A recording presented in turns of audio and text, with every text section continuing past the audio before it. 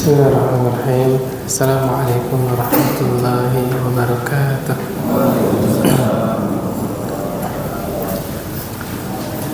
Alhamdulillah, wassalatu wassalamu ala rasulillah wa ala alihi wa ashabihi wa man tabi'ahum bi ihsanin ila yaumiddin. Ba'd.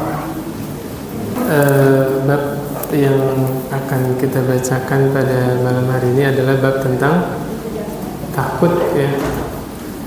Yang dimaksud takut di sini adalah takut kepada Allah Subhanahu wa Ta'ala. Karena nanti kalau di kitab tauhid itu ada beberapa macam takut. Takut yang haram, takut yang syirik, sama takut yang boleh. Nah, artinya kalau kita takut nggak dosa. Nah, takut yang boleh itu seperti kita takut kepada hewan buas, ya. Bapak takut nggak sama beruang? Takut. Sama berduit? Nggak takut. Sama beruang takut. Nah, itu nggak dosa. Takut sama singa, kita takut sama ular berbisa misalnya, itu nggak berdosa. Memang bahasa Arabnya takut tabi'i. Ya, tabi'i itu sudah jadi fitrahnya manusia takut kepada hewan yang buas. Takut yang syirik adalah takutnya seseorang kepada makhluk yang membawa dia melakukan keharaman. Misalnya atasannya melarang bawahannya sholat zuhur. Pokoknya yang kerja di sini nggak boleh sholat zuhur. Kalau sholat zuhur dikeluarkan dari pekerjaan. Nah, dia takut dikeluarkan dari pekerjaan, akhirnya nggak sholat. Nah, ini keliru, Pak. Ini bisa jatuh kepada takut yang syirik. Dia lebih takut kepada makhluk daripada kepada Allah SWT. Di daerah mana ya, saya lupa. Kalau nggak salah di Cikarang ada satu rumah makan. Nggak tahu itu punyanya orang kafir atau bukan, ya. Teman saya kerja di situ, nggak bisa sholat, Pak. Sholat Jumat juga nggak boleh, ya. Dia berani meninggalkan sholat tersebut karena kejahilannya terhadap ilmu agama. Ketika ditanya, kenapa kok nggak sholat Jumat? Nggak apa-apa, kata bos saya yang nanggung dosanya. Allah, la ilaha illallah. Dosa seseorang bisa nggak ditanggung sama orang lain? Nggak bisa. Wala taziru waziratu wizra ukhra. Ya. Wa allaysa lil insani illa ma sa'a. Imam Syafi'i berpendapat tidak sampai menghadiahkan pahala bacaan Al-Quran kepada si mayit. Di antaranya dalilnya itu, ya. Imam Syafi'i rahimahullah berpendapat apa? Menghadiahkan pahala bacaan kepada si mayit sampai tidak? Tidak sampai. Siapa yang berpendapat ini? Imam Syafi'i. Kalau Imam Ahmad bilang sampai. Imam Syafi'i berpendapat demikian. Mana dalilnya? Surah An-Najm. Wa allaysa lil insani illa ma sa'a. Dan tidaklah manusia itu mendapatkan kecuali apa yang dia usahakan. Seandainya bisa dihadiahkan, nanti banyak orang yang malas ngaji. Nah, saya punya uang banyak, nanti kalau saya meninggal tinggal saya pesan sama anak saya, orang-orang suruh baca Quran, hadiahnya pahalanya buat saya. Akhirnya nggak pada ngaji, ya nggak? Nah, itu jelinya Imam Asy-Syafi'i rahimahullah. Salah satu pendapatnya begitu. Begitu juga dosa, Pak. Dosa nggak bisa diwakilkan.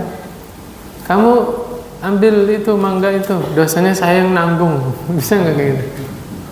Yang benar, yang ambil dapat dosa, yang nyuruh juga dapat dosa. Semuanya berdosa. Yang nyuruh meninggalkan salat Jumat berdosa, yang meninggalkan salat Jumat juga berdosa. Nggak bisa ya. Kalau bisa itu ngatur sendiri, ya. Sedangkan dosa dan pahala itu aturan Allah Subhanahu Wa Taala.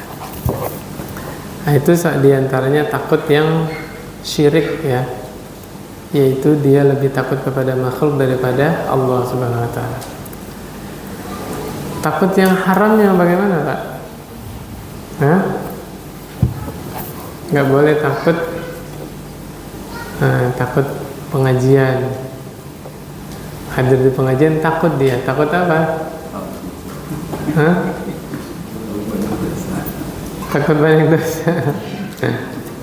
Sebagian orang takut hadir di pengajian, takut berubah mazhabnya. Ada itu, sebagian orang, jangan ngaji di situ, nanti berubah kamu ya, nanti ke bawah katanya. Itu nggak boleh, ya. Kemudian takut yang berpahala. Takut yang berpahala adalah seseorang yang dengan rasa takut itu menjadi sebab dia beribadah kepada Allah Subhanahu Wa Taala. Ini kayaknya ini yang akan kita bahas ini, ya. Bagaimana menghadirkan rasa takut kita kepada Allah Subhanahu Wa Taala. Bapak takut gak sama Allah, Pak? Hah? Itu pertanyaan yang menjebak sebenarnya. Kalau kita bilang nggak takut kepada Allah, jatuhnya murtad, ya, kafir orang yang nggak takut kepada Allah. Tapi kalau kita bilang saya takut kepada Allah, jatuhnya dusta. Iya nggak, Pak? Kalau kita takut kepada Allah, Pak, tidak akan melewatkan satu hari pun kecuali dia baca Al-Quran. Kalau kita takut kepada Allah, tidak akan melewatkan satu malam pun kecuali dia sholat malam. Kalau kita takut kepada Allah, kita tidak akan menzalimi orang lain. Orang tua tidak akan zalim kepada anaknya, suami tidak akan zalim kepada istrinya, atau sebaliknya. Seandainya kita takut kepada Allah Subhanahu Wa Taala. Makanya ucapan-ucapan saya beriman kepada Allah, saya mencintai Allah, saya takut kepada Allah, itu ada konsekuensinya, tidak hanya sekedar ucapan. Betul nggak, Pak? Kalau saya bilang saya tidak takut kepada Allah, saya kafir. Tapi kalau saya bilang saya takut kepada Allah, dusta, bohong.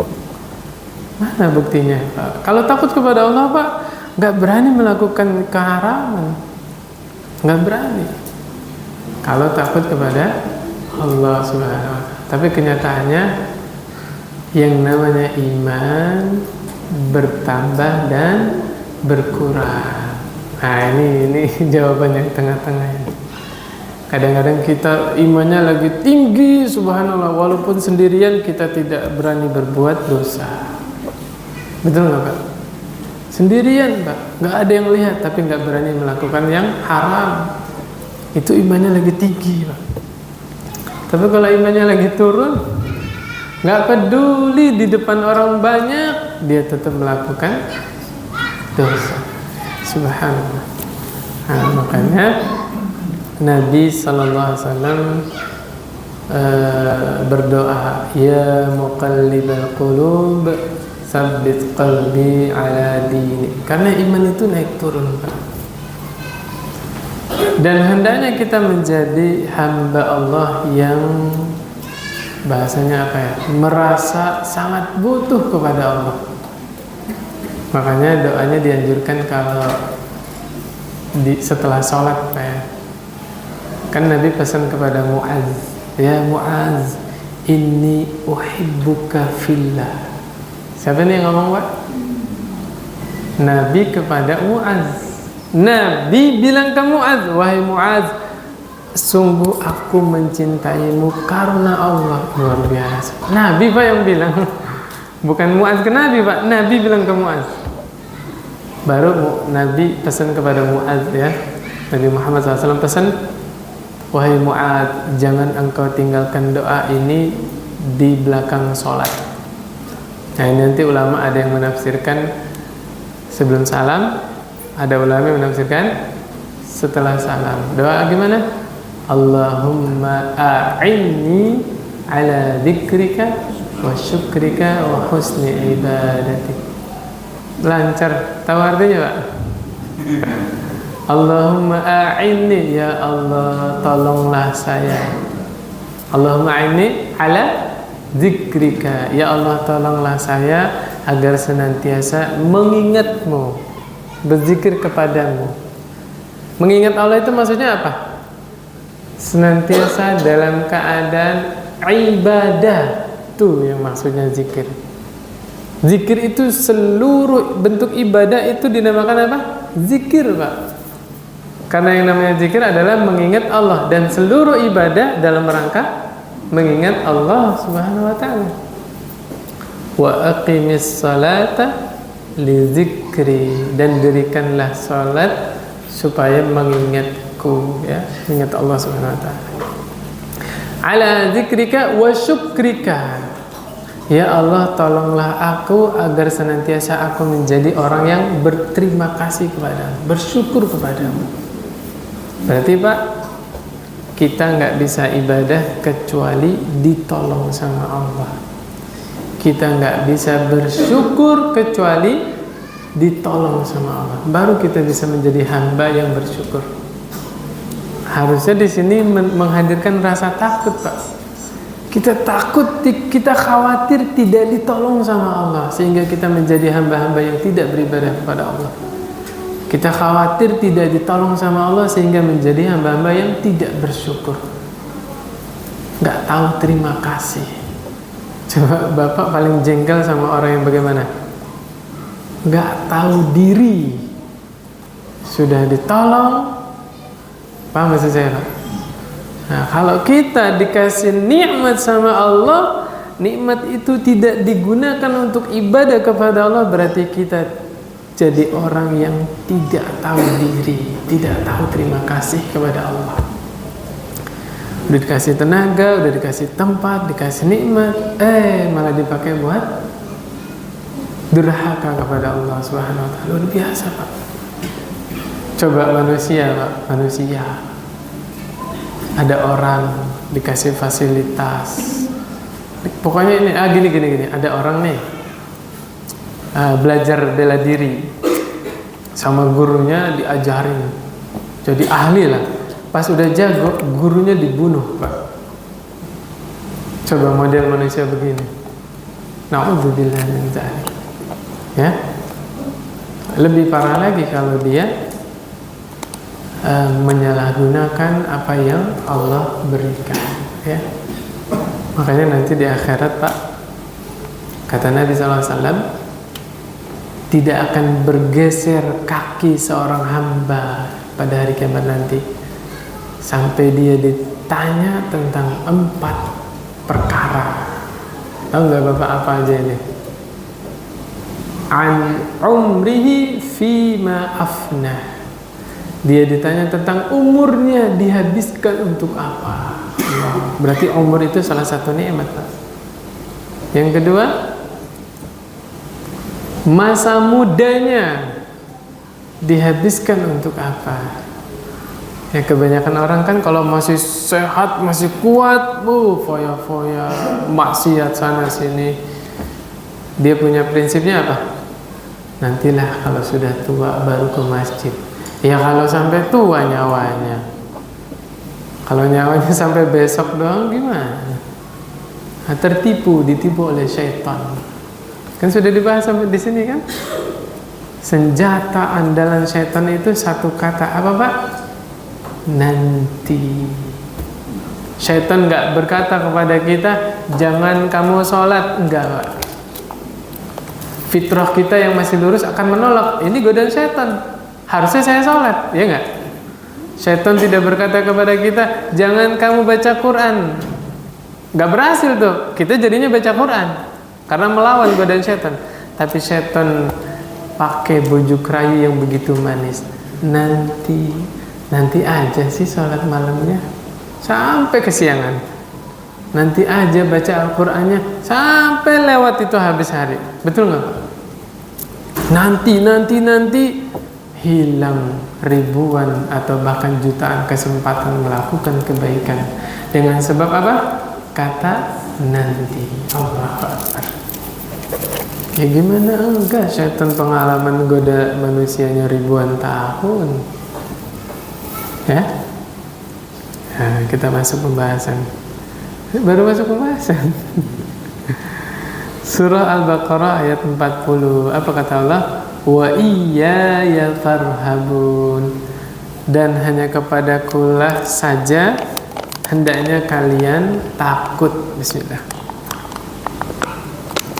Alhamdulillah. Ya, Allah perintahkan kita supaya hanya takut kepada Allah. Berarti takut sama setan boleh nggak Pak? Bapak di sini masih ada yang takut sama jin? Ibu-ibu takut sama jin? Yang takut sama jin, takut sama setan, coba baca kisahnya Nabi Sulaiman di surah An-Naml itu. Di zaman Nabi Sulaiman, jin itu dikalahkan oleh manusia. Ya, menterinya Nabi Sulaiman, Pak. Ingat gak ketika Nabi Sulaiman lagi kumpul sama menteri-menterinya? Siapa di antara kalian yang bisa mendatangkan arsy-nya Ratu Balqis? Ya, singgasananya Ratu Balqis. Nabi Sulaiman di mana? Palestina. Ratu Balqis di mana? Yaman. Jauh itu, Pak. Yaman tuh di bawah sini, negara Arab di bawah kalau di peta. Kalau Palestina dekat Eropa. Siapa yang bisa mendatangkan singgasananya Ratu Balqis? Ifrit berdiri. Wahai paduka raja, saya bisa datengin singgasana Ratu Balqis sebelum Anda berdiri dari tempat duduk Anda. Hebat nggak Pak? Dari Yaman ke Palestina, Nabi Sulaiman sebelum bangkit sudah ada. Kata siapa? Ifrit. Ternyata di situ ada orang alim, waliullah. Wahai raja, saya bisa mendatangkan singgasana itu sebelum Anda kedip. Ketika itu sudah ada. Allahu Akbar. Itu manusia Pak di zaman Nabi Sulaiman. Ifrit kalah. Ya subhanallah. Kenapa dia yakin banget kayak begitu? Manusia tadi dekat dengan Allah. Apapun yang dia minta Allah langsung kabulkan. Dan dia yakin Allah itu maha kuat. Ifrit gak ada apa-apanya. Makanya yakin betul. Wahai raja, sebelum Anda kedip sudah ada di sini. Betul. Langsung tiba-tiba ada di situ. Allah. Berarti rasa takut kita kepada jin atau setan berbanding lurus dengan buruknya hubungan kita dengan Allah Subhanahu wa taala. Itu Pak. Semakin hubungan kita baik kepada Allah Subhanahu wa taala, kita semakin tidak takut kepada makhluk. Orang yang hubungan dia dengan Allah baik, gak takut di PHK Pak. Gak takut bisnisnya bangkrut, gak takut. Karena yang jadi rotasi kehidupan dia bukan harta. Ini orang-orang yang sudah menikmati manisnya iman, manisnya ibadah kepada Allah Subhanahu wa taala. Saya kemarin ngisi pengajian di Alahan nih, pengajian ibu-ibu. Saya tanya, apa bedanya sabar sama ridho? Ini orang ditimpa musibah nih. Sikap dia yang mana? Sabar atau ridho? Saya tanya, apa bedanya sabar sama ridho? Alhamdulillah. Apa bedanya Pak? Dua-duanya menerima takdir Allah, dua-duanya qanaah. Dia menerima apa yang Allah takdirkan, dia rela. Tapi ada bedanya Pak, ridho sama sabar. Kalau sabar, kita ditimpa musibah, menerima takdir yang pahit, bahwa itu kehendak Allah. Bersamaan itu kita berharap musibahnya cepat diangkat. Itu namanya sabar. Tapi kalau kita iman kepada takdir yang pahit, ya, menerima keputusan Allah, kita tidak berharap musibahnya diangkat. Itu namanya ridho. Nah, kita yang mana tuh? Sabar. Kita sakit sedikit aja kalau bisa nanti malam udah seger loh ya. Berarti kita belum ketingkatan yang ridho. Lihat siapa yang ridho? Contohnya siapa? Nabi Ayyub alaihissalam. Dengan tegas istrinya berkata, wahai suamiku, engkau adalah seorang nabi. Kenapa nggak doa kepada Allah supaya penyakitnya langsung diangkat? Logis nggak Pak? Logis.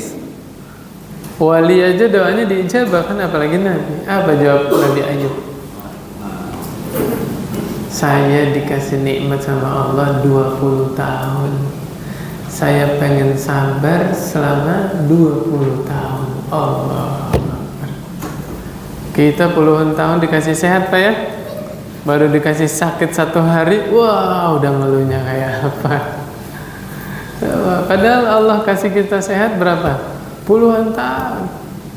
Allah uji sakit hanya berapa hari doang, ya kan? Subhanallah. Ya. Kata Allah, inna batasya rabbika lasyadid. Sungguh azab Rabbmu itu sangat keras, syadid. Kemudian di dalam surah Hud ayat 102-106, ini agak panjang ini ya. Wa kadzalika akhdhu rabbika idza akhadhal qura wa hiya zalimah. Ini ayat sebelumnya bisa jadi cerita tentang azab dulu. Ujuk-ujuk demikianlah kan. Dan demikianlah ketika Rabbmu mengazab satu penduduk negeri. Wa hiya zalimah, dengan sebab apa?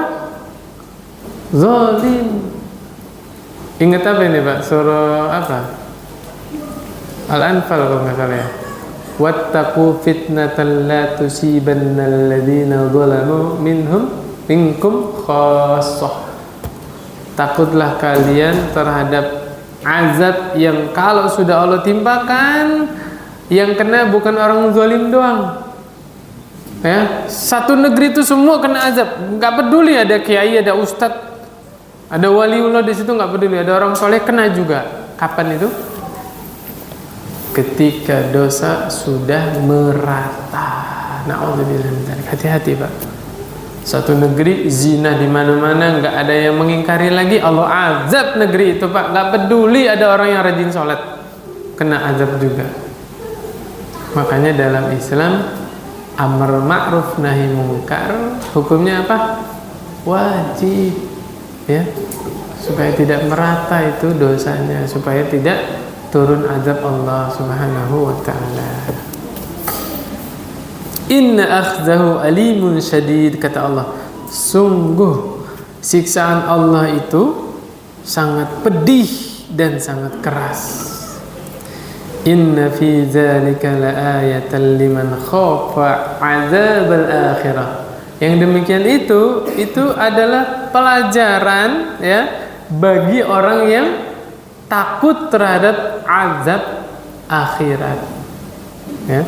Coba Bapak biar menimbulkan rasa takut di dalam hati kita ya, di dalam dada kita, baca bagaimana Allah mengazab pasukan tentara bergajah. Tahu nggak Allah kirim apa? Burung apa Pak? Burung ababil. Baca terjemahan Pak. Tairan ababil, burung yang berbondong-bondong. Ababil itu bukan nama burung Pak. Serius, baca terjemahan. Ababil artinya apa? Berbondong-bondong. Nah itu namanya belajar ya. Baru tahu apa udah tahu, Pak? Udah tahu ya. Ingat lagi gitu. Allah kirim burung yang berbondong-bondong bawa 3 batu, Pak. Satunya di paruh, satunya di cengkramannya itu. Itu batu dari neraka, Pak. Dilepas, jatuh ke kepalanya gajah ini, Pak, tembus ke lehernya sini. Allahu Akbar. Sepanas apa itu batu? Ya. Kalau jatuhin tentaranya Abraha itu dari kepala tembus di duburnya, Pak. Sehingga persendian ini lepas semuanya, persendiannya. Allah. Abraha sendiri Allah siksa, dia merangkak merayap sampai Son'a dalam keadaan ususnya keluar, Pak. Dia masih hidup. Allah jadikan persendiannya lepas satu persatu, enggak sekalian. Allah siksa itu Abraha. Allah. Gara-gara apa itu, Pak? Ingin menghancurkan Ka'bah. Makanya Bapak kalau ada gambar Ka'bah jangan diinjek, Pak ya. Ngeri. Abraha tuh pengen ngancurin Ka'bah jadinya kayak gitu. Allah Akbar, la ilaha illallah. Saya mau bahas tauhidnya Abdul Muthalib jadi panjang lagi nanti. Jadi kita kesini aja ya. Bagaimana adab di akhirat? Kata Allah, zalika yaumun majmu'un lahun nas wa zalika yaumun mashhud. Ini Allah sedang cerita di padang mahsyar, Pak. Wa asyraqatil ardu binuri rabbiha wa wudi'al kitabu wa ji'a bin nabiyyina wasyuhada. Surat apa itu, Pak? Surah Az-Zumar, Pak. Jadi ayat sebelumnya itu tentang tiup sangkakala. Ya, ayat sebelumnya lagi tentang keagungan Allah. Oke, biar kita takut sama Allah nih, Pak. Az-Zumar ayat 67. Kata Allah Subhanahu wa taala, "Wa ma qadarullaha haqqa qadrih." Mereka tidak mengagungkan Allah sebagaimana mestinya. Banyak orang-orang yang tidak mengagungkan Allah sebagaimana mestinya. Di antaranya apa? Ustadz-ustadz yang bilang Allah tidak punya wajah, Allah tidak punya tangan, Allah tidak punya kaki. Lihat, mereka tidak mengagungkan Allah sebagaimana mestinya. Padahal Allah yang bilang. Sekarang gini, Pak, siapa yang paling paham tentang dirinya Allah? Siapa? Allah itu sendiri. Kita nggak tahu kalau Allah punya wajah kecuali Allah yang cerita, ya nggak? Kita nggak tahu kalau Allah itu punya tangan kecuali Allah yang kasih tahu ke kita. Tiba-tiba ustadz ini sok tahu. Oh, yang dimaksud tangan itu kekuasaan Allah. Mana hadisnya? Nggak ada. Nah, cuma yang harus kita garis bawahi, semua yang dinisbatkan kepada Allah jauh berbeda dengan makhluk. Ya, Allah Maha sempurna. Ketika Allah bilang Allah punya tangan, yakini karena Allah yang bilang, Allah yang kasih tahu. Tapi itu, Allah punya tangan, tapi tangan Allah berbeda dengan tangan makhluk. Bagaimana tangan Allah? Nggak tahu bagaimana hakikatnya. Nih, wal ardu jami'an qabdatuhu yaumal qiyamah, dan bumi seluruhnya ada di genggaman Allah. Ayo, bisa ngebayangin tangan Allah kayak apa? Was samawati matwiyatun biyamini, langit nanti pada hari kiamat digulung sama tangan kanannya Allah. Itu sebesar apa Allah Subhanahu wa taala? Bumi ada di pada genggaman Allah, langit digulung sama tangan kanan Allah. Ini kurang jelas apa Allah bilang begini? Mau ditafsirkan apa? Kekuasaan. Sampai Allah bilang tangan kanan. Ada yang buka terjemahan nggak? Subhanallah. Mau ditafsirkan bagaimana lagi? Qabdatuhu genggaman. Kurang jelas. Nabi bilang hati manusia itu ada di antara jari jemari Allah. Kurang jelas. Allah punya tangan, Allah punya tangan kanan, Allah punya jari jemari. Tapi ingat, Jari Allah berbeda dengan jari makhluk. Tangan Allah berbeda dengan tangan makhluk. Kita nggak bisa membayangkan bagaimananya. Kewajiban kita hanya mengimani. Titik. Udah. Kita agungkan Allah seagung-agungnya. Ya. Makanya ini tutupan ayatnya apa? Subhanahu wa ta'ala amma yusyrikun. Maha suci Allah dan maha tinggi dari apa-apa yang mereka sekutukan. Apa? Allah bersih, suci dari semua yang kita bayangkan. Paham maksudnya? Allah tidak bisa diilustrasikan, tidak bisa diimajinasikan.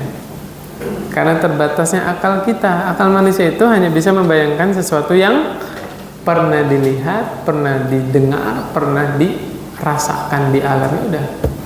Nah itu lanjutan aja tuh Pak. Lanjutan aja tentang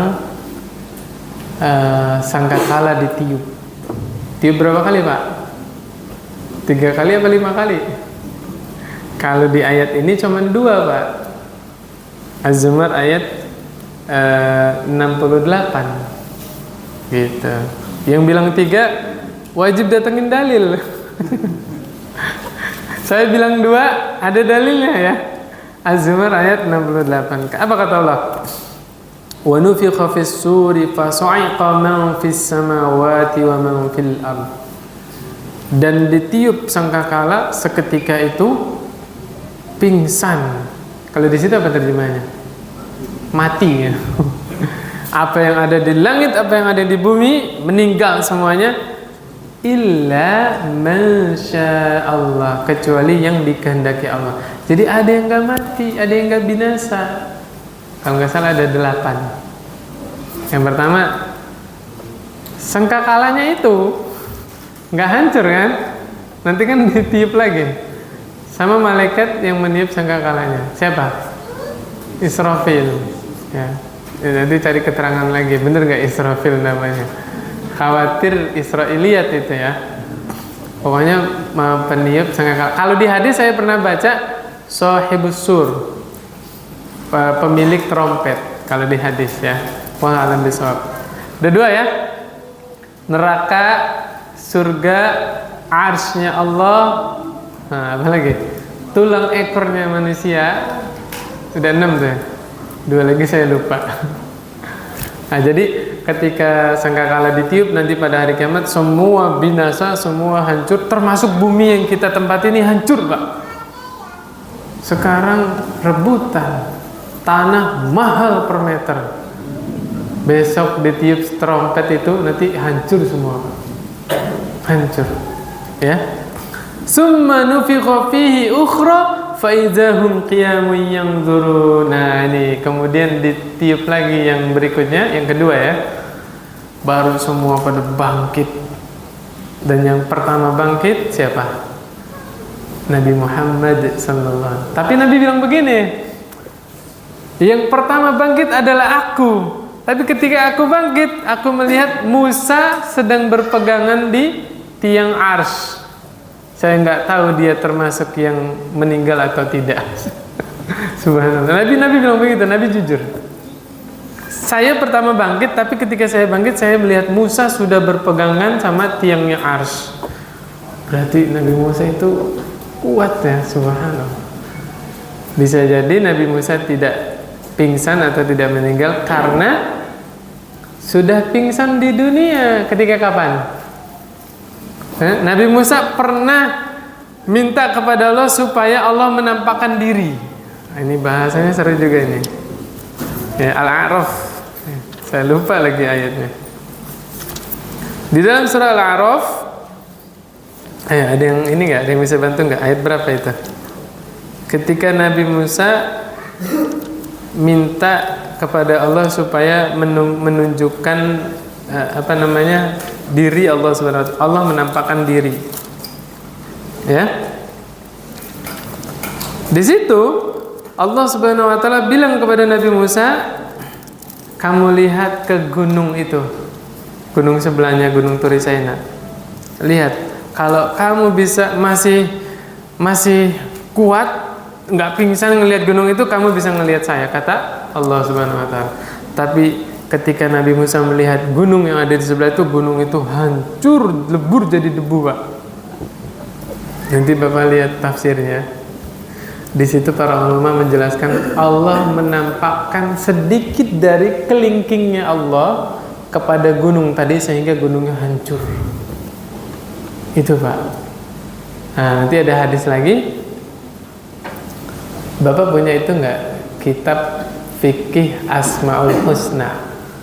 Nah, ada yang punya di rumah? Buka bab tentang nama Allah An-Nur. Di situ ada hadis kata Rasulullah SAW, sesungguhnya Allah menghijabi diri Allah Subhanahu Wa Taala. Berarti Allah pakai hijab, Pak. Hijab yang terbuat dari cahaya, sehingga alam semesta ini masih kokoh berdiri sampai sekarang. Seandainya Allah buka hijabnya Allah sekarang, semua makhluk yang kena cahayanya Allah itu hancur, Pak. Segitu ya, subhanallah. Masih nggak takut sama Allah, Pak? Hah? Sekedar dulu nggak dapet ininya apa ayatnya? 1. Ada tuh ya. Oh, sebelah sini. Saya ngeliatnya sebelah sini. Walamma jaa Musa limiqatina wa kallamahu rabbuhu qala rabbi arini anzur ilaik. Benar enggak? Nabi Musa minta Allah menampakkan diri Allah supaya Nabi Musa bisa melihat. Apa kata Allah? Lan tarani walakin anzur ilal jabal. Fa in istaqarra makanahu fasawfa tarani. Lihat gunung itu. Kalau gunung itu masih tetap ya, kamu akan bisa melihatmu. Falamma tajalla rabbahu, tatkala Allah menampakkan dirinya lil jabal, kepada gunung. Di situ apa terjemahannya? Menampakkan keagungan. Iya. Ini salah satu model takwil, Pak. Diselewengkan maknanya. Padahal kalau lihat tafsir, benar Allah menampakkan diri Allah, tapi sedikit dong, Pak. Sedikit dari kelingkingnya Allah Subhanahu Wa Taala, gunungnya hancur ya, dakka ya, sampai hancur. Wa kharra Musa sa'iqa. Ini sa'iqa lagi kan? Sa'iqanya di Az-Zumar meninggal, sa'iqanya di Al-A'raf pingsan. Nah, gimana kok bisa berubah-berubah? Tergantung bentuk kalimatnya. Ini juga akhadha artinya apa? Akhadha ya'khudhu, mengambil, ya kan? Tapi ketika di surah Hud Allah bilang akhadha, di sini akhadhal qura wa hiya zalim, artinya apa? Mengazab. Nah, belajar bahasa Arab baru nanti paham. Oh, artinya ini, artinya ini. Tergantung siyakul kalam, bentuk kalimat. Nah, lanjutin lagi, kembali lagi ke surah Hud ya, Pak ya. Kata Allah Subhanahu Wa Taala, azab akhirat yaitu ketika manusia berkumpul ya, wadzalika yaumum mashhud, yaitu hari dipersaksikan, semuanya orang menyaksikan. Wa ma nuakhiruhu illa li ajalin ma'dud, tidak ada satu orang pun yang ditunda azabnya kecuali yang Allah tentukan. Yauma ya'ti la takallamu nafsun illa biiznih, yaitu hari di padang mahsyar, manusia datang di padang mahsyar ya, Allah datang di padang mahsyar, tidak ada satu jiwa pun yang bisa berbicara, yang berhak berbicara kepada Allah kecuali yang Allah izinkan. Nabi bersabda di dalam hadisnya, di padang mahsyar nanti manusia berbicara dengan Allah Subhanahu Wa Taala tanpa penerjemah. Berbicara, Pak. Manusia berbicara dengan Allah Subhanahu Wa Taala. Ingat nggak 3 orang pertama yang Allah lempar ke dalam neraka siapa, Pak? Tahu nggak, Pak? Ustadz, mujahid, donatur. Allahu Akbar. Mulai hari ini sampai kedepannya Bapak jangan panggil saya Ustadz lagi, Pak. Imam aja nggak apa-apa dah. D atau kalau Bapak lebih tua manggil saya D nggak apa-apa. atau bapak lah dah. Paling aman itu panggilan bapak ya. Paling aman ya. Semua kan dipanggil bapak ya. Pak. Insya Allah saya nggak marah Pak. Orang manggil saya nama juga saya nggak marah. Ini nama saya Imam, ngapain marah? Bener Pak. Seorang ustadz Pak, seorang qori, orang yang ahli baca Quran masuk neraka pertama kali. Allahu Akbar. Gara-gara apa Pak?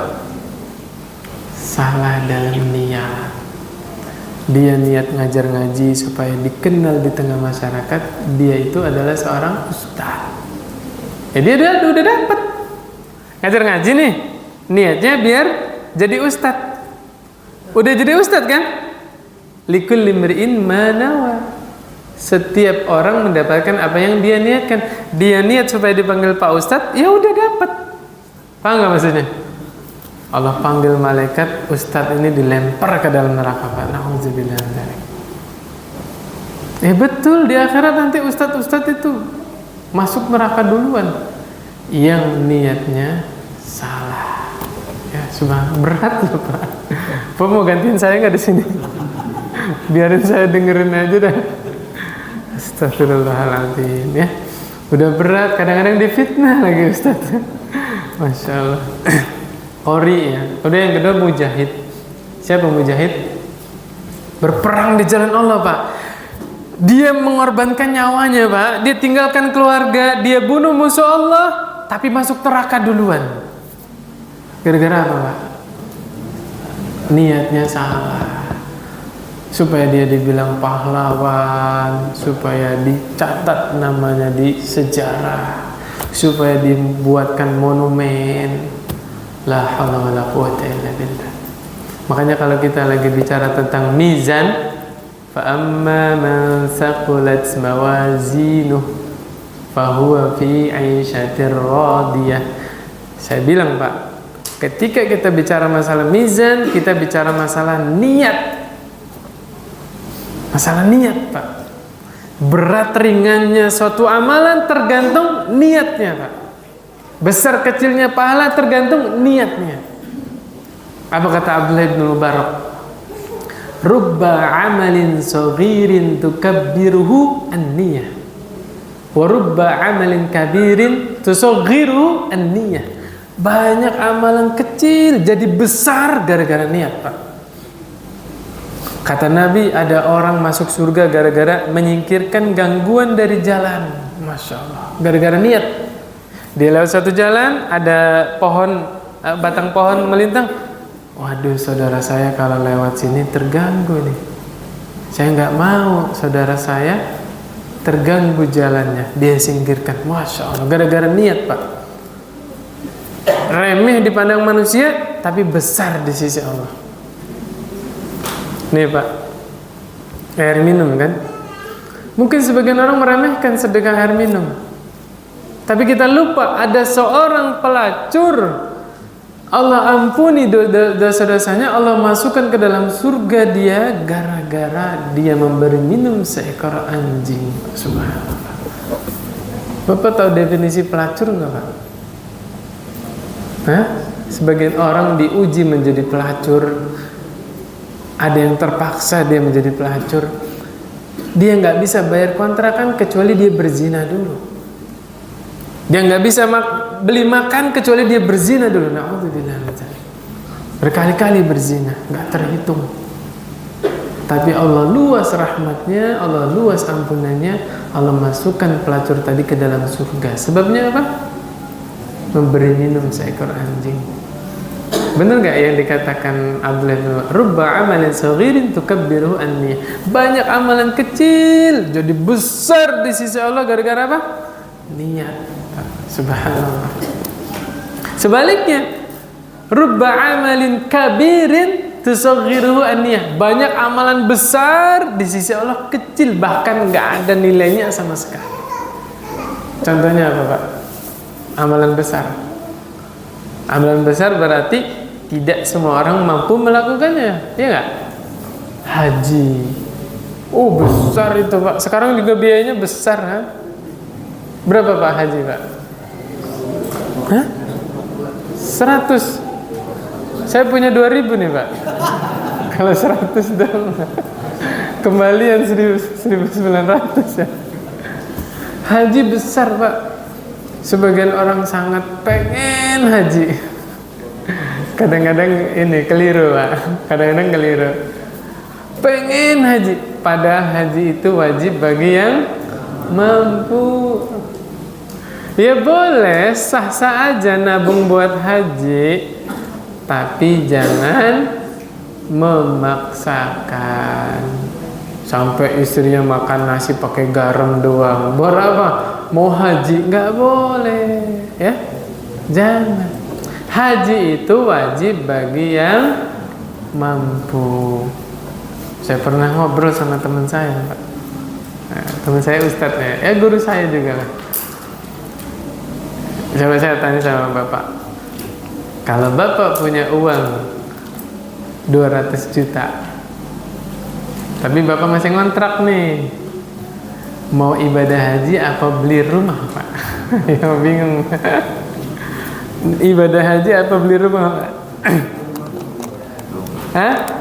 Apa beli rumah dekat Mekah? Nah, itu namanya menjamakkan.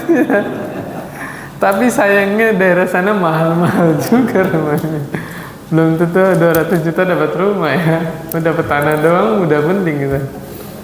Subhanallah. Hafizahullah Ustadz Yazid bin Abdul Qadir Jawas telah menjelaskan. Oh itu tugas itu Pak. Kita nggak ditanya di akhirat Anda di dunia punya rumah atau tidak, nggak ditanya sama Allah. Tapi kalau haji itu rukun Islam, tegas jawabannya. Takut gitu Pak ya. Teman saya beli rumah Pak, tapi punya dalil. Dia bawakan surah At-Talaq. Askinu min haitsu sakantum min wujdikum wala tudarruhunna wala tudarruhunna litudayyiqu alaihin. At-Talaq ayat 6 Pak. Allah perintahkan bagi yang sudah menikah, tempatkanlah istrimu di tempat tinggal di mana engkau tinggal. Masya Allah dalilnya. Ada dalilnya Pak? Ada. Kemudian dia memandang apa? Kalau haji masalahnya buat saya doang. Tapi kalau beli rumah, maslahatnya dirasakan oleh keluarga saya, istri saya, anak saya, dapat maslahat. Nah, ini kita belajar fikih, Pak. Perbedaan pendapat biasa. Ustadz satu berpendapat haji lebih utama. Ustadz satunya lagi bilang beli rumah lebih maslahat. Biasa. Jadi jangan membenturkan. Kalau mau digabungkan tadi, beli rumahnya deket Mekah. Rumah dapat, haji dapat, ya nggak? Gitu Pak ya. Ini masalah fikih. Jadi ketika melihat dua pendapat, pelajari dua-duanya, amalkan yang lebih menenangkan hati, selesai. Ya nanti kita semua akan dimintai pertanggungjawaban di hadapan Allah SWT. Jadi Bapak milih mana Pak? Milih 200 juta dulu ada Pak, baru lu. Tadi kan andai-andai. Masya Allah. Uangnya dulu ada baru beli rumah. Jadi gitu Pak ya. Haji itu bagi yang mampu. Memang Allah berikan kemampuan bisa melakukan perjalanan ke sana. Gimana kalau nabung? Boleh nabung tanpa menzolimi hak yang lain. Gitu Pak ya. Nah, subhanallah, indah Islam ini Pak, indah Islam, tidak ada paksaan. Jadi bahas fikih ini, tapi jadi takut sama Allah nggak ini Pak? Allahu Akbar. Ya, kita kembali lagi Pak ya. Pada padang mahsyar nanti manusia tidak bisa berbicara kepada Allah kecuali atas izin Allah. Allah kabarkan Pak, faminhum syaqiyyu wa sa'id. Di padang mahsyar nanti ada orang yang sengsara, ada orang yang bahagia. Bagaimana orang yang sengsara? Fa ammal ladzina syaqu fa fil nar. Orang-orang yang sengsara kata Allah, mereka di neraka Pak. Lahum fiha zafiru wa syahiq. Mereka di neraka narik nafas merintih, buang nafas merintih. Nauzubillah min dzalik. betul-betul disiksa. Narik nafas merintih, buang nafas juga merintih, betul-betul disiksa. Kata Allah Subhanahu wa taala, Ali Imran ayat 28 ya, wa yuhadzirukumullahu nafsah. Allah menakut-nakuti kalian dengan diri Allah Subhanahu wa taala. Jadi sudah kita jelaskan bagaimana Allah mampu menggenggam dunia seisinya, bumi seisinya Allah genggam dalam genggaman Allah Subhanahu wa taala. Kemudian nanti di hari kiamat Allah gulung langit dengan tangan kanan Allah. Idza syamsu kuwirat. Matahari juga Allah gulung ya, subhanallah. Ya. Kemudian Allah gambarkan kejadian di hari kiamat nanti, Pak. Saking dahsyatnya kejadian itu, kata Allah, yauma yafirrul mar'u min akhihi wa ummihi wa abihi wa sahibatihi wa banihi. Pada hari kiamat nanti, saking paniknya, dahsyatnya kejadian itu, nggak ada yang peduli sama saudaranya, sama ibunya sendiri, Pak. Subhanallah. Bapak sayang kan sama ibu kan?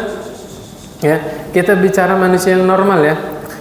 Manusia itu sayang sama ibunya, tapi ketika dahsyatnya hari kiamat ditegakkan sama Allah, orang nggak peduli sama ibunya sendiri, Pak. Bapaknya kenapa-napa nggak peduli. Nafsi pada mengurus lebih mementingkan dirinya. Bagaimana saya selamat? Anaknya ditinggal, istrinya ditinggal, Pak. Kata Allah, likulli imri'in minhum yawma idzin sya'nun yughni. Setiap manusia disibukkan dengan urusannya masing-masing. Allahu Akbar. Coba Bapak di dunia ini dapat musibah seberat apa sih? Masih perhatian kan sama istrinya, sama anaknya? Sama orang tuanya masih perhatian kan? Pada hari kiamat nanti, Pak, orang ngurusin urusan masing-masing. Saking dahsyatnya hari kiamat. Sampai Allah gambarkan di dalam surah Al-Hajj ayat 1 dan 2. Kata Allah Subhanahu wa taala, wahai manusia, takutlah kalian kepada Rabb kalian. Sesungguhnya goncangan di saat hari kiamat terjadi itu adalah sesuatu yang sangat agung, sangat dahsyat. Hari di mana wanita menyusui bayinya dibuang, Pak. Kemudian wanita yang lagi hamil, lahir bayinya, Pak, keguguran ya, subhanallah. Wa taran nasa sukara wa ma hum bisukara. Engkau melihat manusia seperti orang-orang mabuk, padahal mereka tidak mabuk, sempoyongan, Pak. Walakinna 'adzaballahi syadid. Mereka itu bukan mabuk, tapi mereka sedang merasakan azab Allah yang sangat keras ya. Nauzubillah min dzalik. Nah, kabar gembiranya nih, Pak. Emang harus seimbang ya.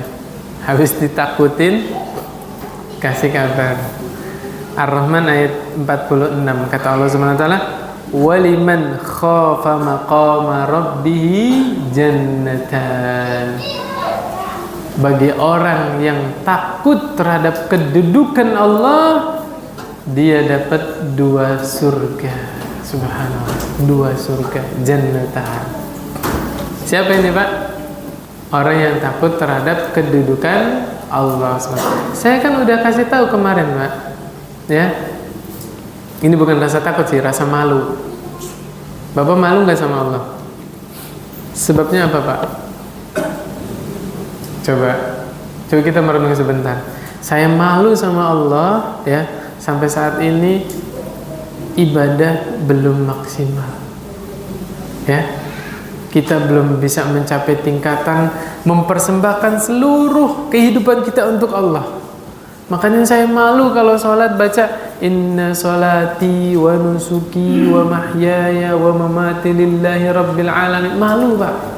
Apa itu artinya?